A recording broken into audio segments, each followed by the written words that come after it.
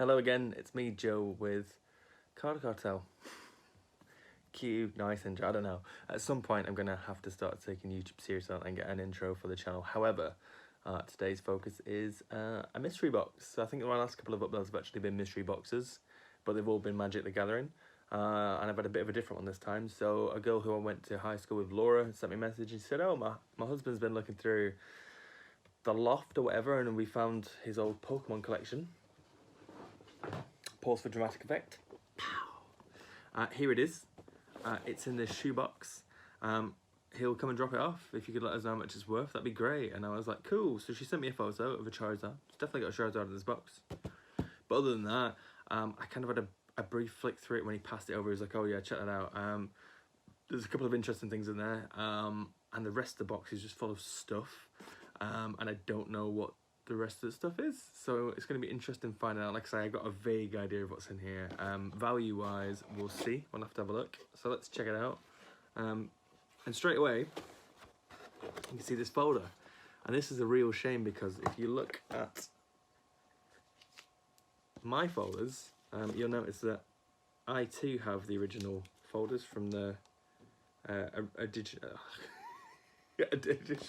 from the original era and the heart gold, well, the gold and silver era, and they are, I think they're between like £30 and £50 each of those folders. Are, you know, if they're in good condition, which mine are. But if you spin that over, that's the one thing that I noticed when I was given the folder. I was like, oh no, it would have been worth money. Unfortunately, it's not.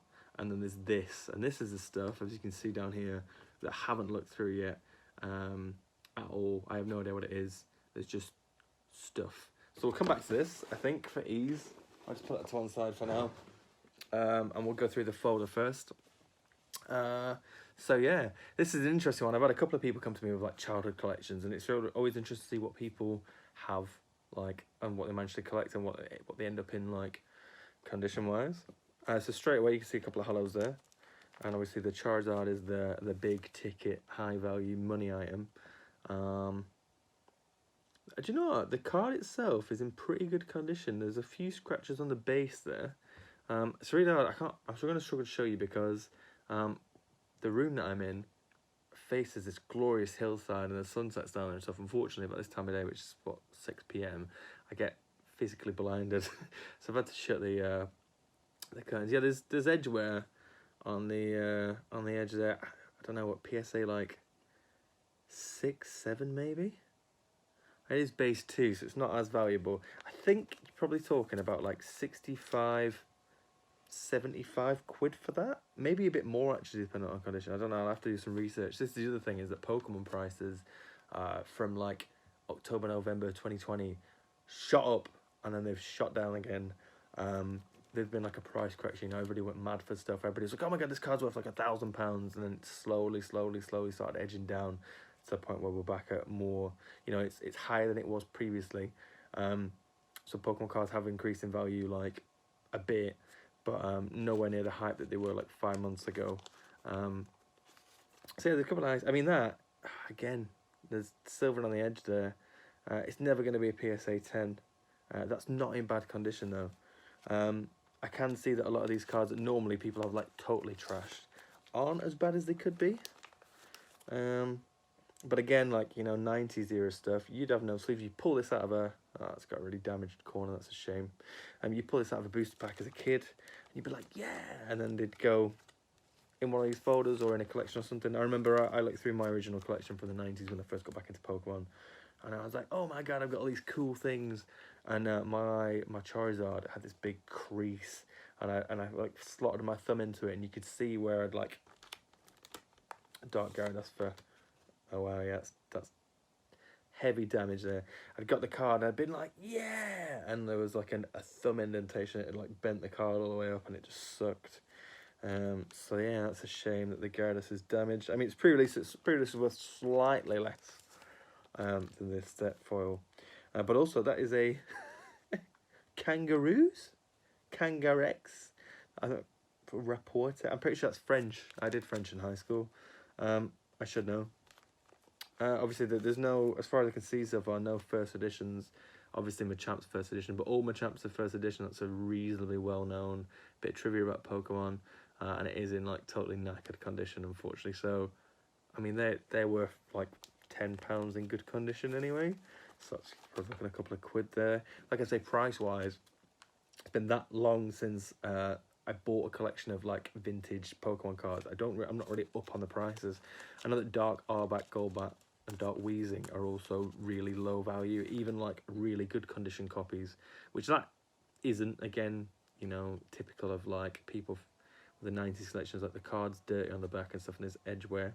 You can get those for like £3 each. You know, I think quite often, like Dark Raichu, for instance, if you get this in mint condition, if we're talking like mint condition, that is a £50 card.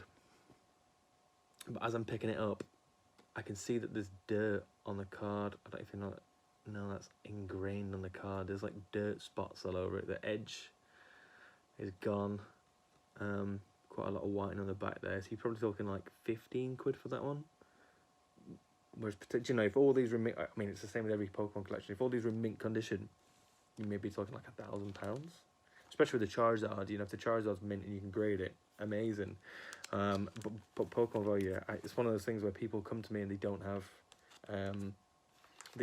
a lot of Pokemon knowledge. And they're like, oh, how much are my Pokemon cards worth? And I'm like, oh, well, this is a deal. If they're all mint, a fortune. If they're in the condition that you had them in as a kid, a couple £100, which is a shame, really.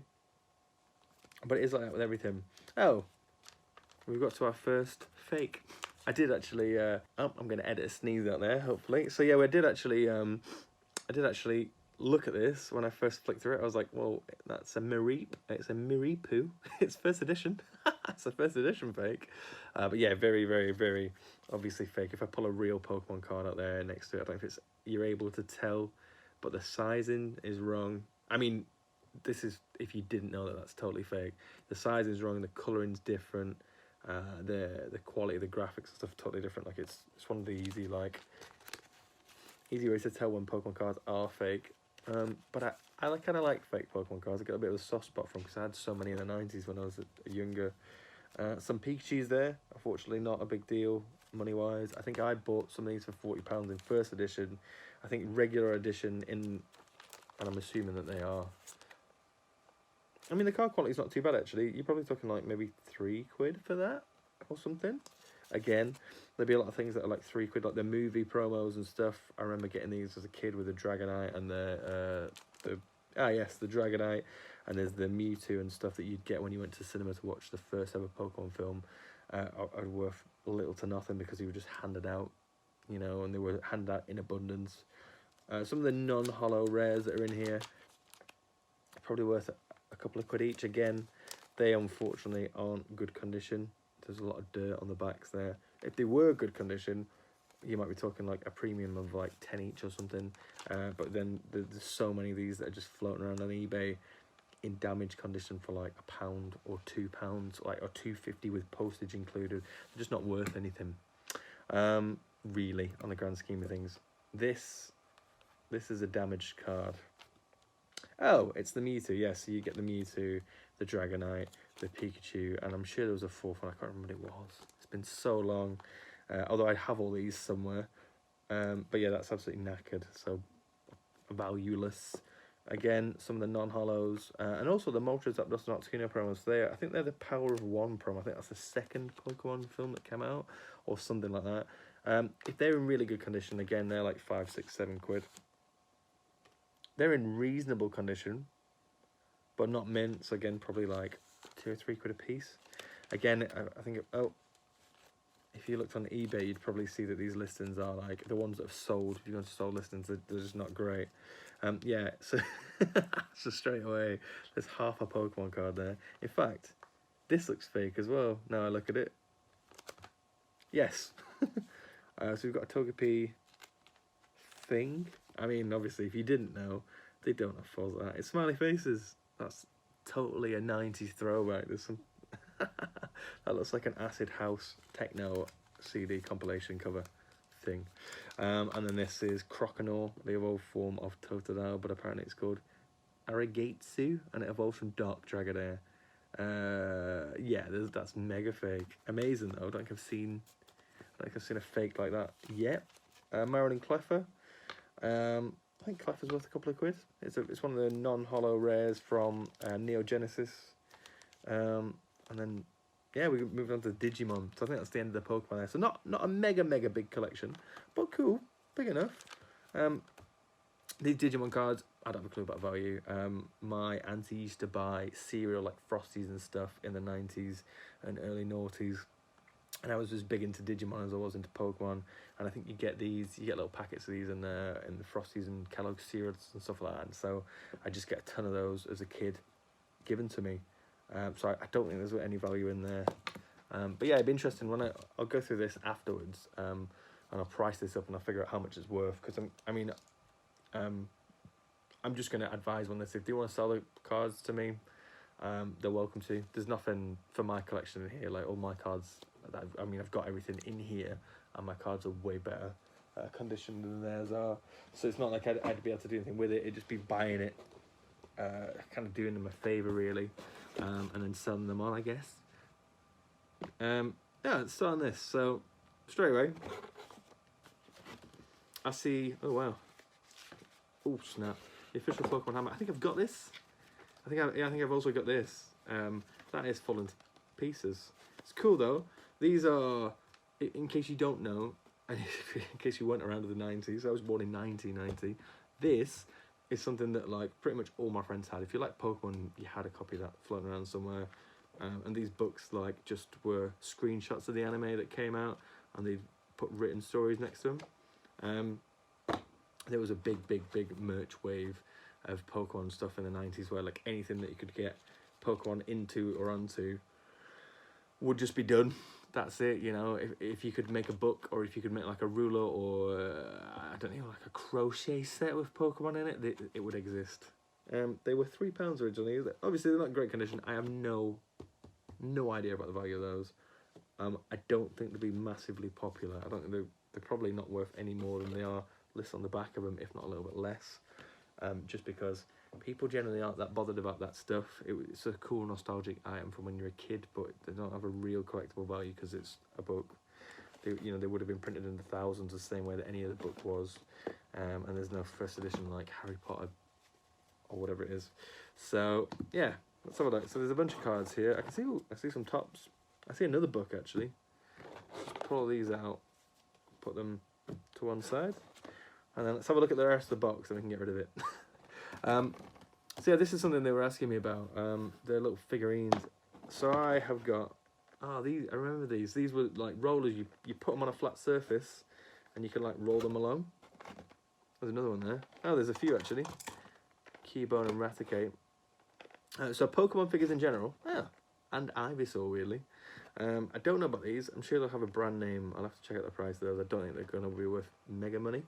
But these are like the little figurines and stuff and toys or stuff that I come across when I'm collection buying or was collection buying semi-frequently. And I've bought like 50 of these little figurines before. And I bought them for like, I think it was like 35 quid including postage for like 50 of them. They tend to be worth nothing because although they can be officially licensed, or a pencil topper, although they're normally officially licensed, there's never any real demand for them. That is not a Pokemon. That is, it looks like a vampire mouse. That looks like a Go-Go Crazy Bones. So yeah, there's a few things in there that aren't official Pokemon stuff like that. I don't know. I'm sure there's probably a market for these. If I put these on the internet for 30 quid, I'd probably definitely get 30 quid for them. Hopefully, I guess. I don't. Oh, there's another Electabuzz one there.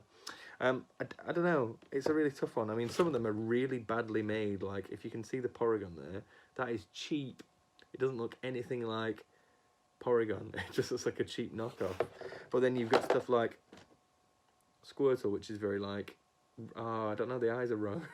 So they're kind of like, you can tell they've been licensed. That Eevee doesn't generally ever is in that like position and stuff. But some of the other ones are better looking. Venusaur, Pencil Topper. So they're all different. You know, they're not all from the same set. This is a hip hop style something. That's a 90s toy. That's gonna go on the floor. Yeah, so I don't know, there's probably not a lot of value in these. Like I say, you maybe get like 20-30 quid for them. Oh, we got the official Pokemon Handbook 2. So I guess this is when second generation came out, and you've got all the silver and gold starter stuff there. Again, what they've been in the 90s, like 5 quid. I really don't think there's a market for those. I think you maybe put those on eBay for a £5 including postage and be lucky if somebody bought them just for nostalgia reasons. And then that's interesting. So this is the official rule book that would have come with when you first bought Pokemon sets in the 90s. You bought like starter decks and stuff, and this came with them to teach you how to play it. And I do not know any kids in the 90s who ever read that and played the game. You just had a Charizard and you were like, well, my Charizard does 120 damage or whatever it is, I win. That's the end of it. As for this is interesting. This is the, well, I say it's the manual. It should be the manual for Pokemon Silver, for the Game Boy. But if you look at it, you can tell kind of by the artwork on Pikachu's face and stuff that it's not legit. So I guess he got like a fake copy in the 90s. Yeah, because that world map is that's the original. That's Johto. You start in Pallet Town in the first Pokemon game. You don't start at Pallet Town in the second one. So it's definitely fake. You also don't fight these. Well, you do fight these gym leaders, don't you, in Pokemon Silver and Gold? But you fight them after you've done all the other ones. So yeah, this is mega fake. That's cool. He just had a fake copy of Pokemon when he was a kid. And the manuals made it in there. Right, so I'll set this off for now. Again, value-wise, they really are worth however much somebody will pay for them. I suppose it's just a case of, can you sell them to somebody? Oh, there's some damaged cards there. We've got... so again, a lot of this stuff, that's Pikachu that's been drawn on. A lot of this stuff is just knackered. There's a laminated card there. Oh, interesting. I'm not 100%, but I'm pretty sure they are McDonald's promos, so I'm assuming that him and my friend from high school have been to McDonald's and got a Happy Meal and got some free Pokemon cards and just put it in his old Pokemon card box. I wonder if there's any more of those in there. That's interesting. Some Japanesey stuff. This is a band card. That's interesting. We'll talk about that in a minute. That's Moo Moo Milk. Is that another... Oh, more Digimon. Yes. Okay, so this card and this card are exactly the same card. They do exactly the same thing. However, this image of a ferret or whatever it is, breastfeeding from a cow bag, was deemed not cool for the European marketplace and the rest of the world outside Japan. So, let's go a little bit. So they changed the artwork. Same with this one actually. This is a card flip game, which is a gambling card. They changed the artwork of that in the rest of the world release. They're interesting.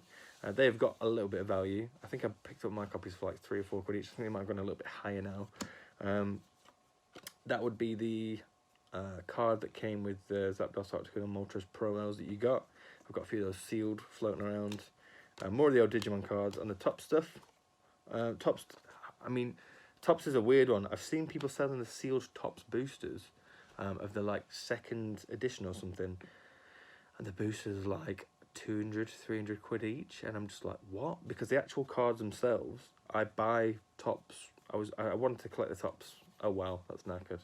I wanted to collect the Tops sets and flesh it all out. And I was buying like 40 to 50 of these, including foils at the same, like all in one go. And I was winning them off eBay for like 7 quid. You know, including postage and that. So I don't know. I think unless these are in mint condition, they're probably not worth anything. I mean, Tops have been picking up popularity recently, and there are different, as you can tell, the different sets, different versions there. There was the official one, and then there's a bunch of like movie tie-in stuff, like there's scenes from episodes and whatever. Get more hollows there, and then scenes from the movies, or maybe that's an episode. You know, and I ended up collecting a bunch of these just because they were there when I got back into it in 2019. They were just available to collect. Top Season 2, hollows. Okay, that's a set list to let you know what's in there and stuff. So they're cool. It's nice to see these. Again, I've got I've got an absolute metric ton of these. Okay, interesting. I believe, don't quote me, as far as I know, I think that this Pikachu is worth something in mint condition. I think it's about 30 quid if it's mint, and it's about 5 quid if it's not, because it's a foil Pikachu essentially, and people go crazy, don't they, for starters. You know, anything that's Bulbasaur, Charmander, Squirtle that's foil, people go mad over. So it's a shame that the corners have been dinged. It's not a very good condition copy of the card, but I do think that's worth something. As for the rest of them, I really don't think they're worth anything. Again, you know, you might be lucky to sell that as a bundle for a £5 on eBay. This stuff, let's look at it from this side, see if there's any first editions. I doubt there is. It's cool. So there's some Sabrinas. So there's some gym stuff in here. I mean, we saw Misty's Cedra, right? So there are some gym stuff, but I think Ashton's probably did exactly the same as I did as a kid, which is we're about the same age, I'd imagine. You started off on the base set. You got some Fossil, you got some Jungle, you got some Team Rocket. Team Rocket was really cool because you could get dark stuff, and every guy that was my age was like, "Oh my god, dark Pokemon, so cool, yeah!" And then after that, the Neo stuff and the gym stuff came out, and that's where your interest started to peter a little bit, because at this point in the timeline, Pokemon had kind of been around for a while, you know, and the Pokemon card craze kind of died out, which is why in today's marketplace, all the Expedition base set stuff is so expensive, because it was a low point of the hobby where the hype of Pokemon in general had died down, and people had just like stopped buying the boosters and cards and stuff. But it is cool that he's got a bunch of Neo Genesis and a bunch of whatever. But again, all these cards, if I flip them over, you'll see that they're all damaged. There's nothing that's like great condition there, really. I don't believe. A lot of energy as well. I was going to say there's not been any energy yet. That's normally like the most thing that people have. But if you look on the back of these, the coloring's off. There's whitening on the edges. I think, you know, some of these are just absolutely knackered. In terms of like bulk value at this, people sell mint Watsy bulk for a reasonable premium. I think you can get like 100 quid for like 1,000 or something, if it's mint condition. There's definitely not 1,000. There might be like 100 including not energies, and they're all really, really dirty, really poor quality, which is a shame. But it's again absolutely typical of people that collect in the 90s, people at my age. Well, that's a rare. It's not in bad condition. Might be worth £1 or £2. But yeah, you just find that any bulk that's been sat around Sprite Tower, I know that, it just tends to be worth nothing really. It's just like something that you'd throw in, I guess, if you were like selling a collection or something that you put for like a tenner on eBay. It's just a random thing just to get somebody to buy stuff, or put it in the set with. Oh, okay, there was a first edition one. That's interesting. First edition Dratini. So you're talking, if it wasn't dirty, probably 2 or 3 quid there. However, it is dirty. That's a really big shame. Again, I don't think first edition cards weren't really a thing in England. I think that we did not get first edition boosters like at all over here, so it just depends where you managed to get your cards from. I mean, maybe you randomly went on holiday or something and somebody else had some somewhere, but yeah, it's really not a common thing for you to find like first edition cards in your bulk, unless you had parents who were like particularly into it or knowledgeable, who went out and bought first edition stuff in the 90s. But again, there wasn't a massive premium in the 90s for getting first edition stuff, so yeah, I don't expect to see many more of those. Yeah, energy stuff. Well, that's it. So all in all, value wise, I'll be honest with you, I really don't know until I sit down and price it through. Like I said, there's a couple of cards like the banned Japanese promos that might be worth having a look into. As for the bulk, I mean, I might be able to sell that for like 10 or 15 quid the bulk if I was to buy it off them and sell it. So maybe not. I don't know. Like I say, again, the Pikachu card, the condition of this massively hinders the price, as with all the other holos that are involved in the collection. So yeah, it'd be interesting to sit down and work out what it is, and it'd be interesting to see if they want to sell it all, and it'd be interesting to go through the figures and figure out if they're worth anything. I just don't know right now, but it was really great for them to hand me over the box to have a look through and stuff and press through. So tune in again next time, where I no doubt look through some cards and talk in a monotonously boring voice and stumble and stuff. See you next time.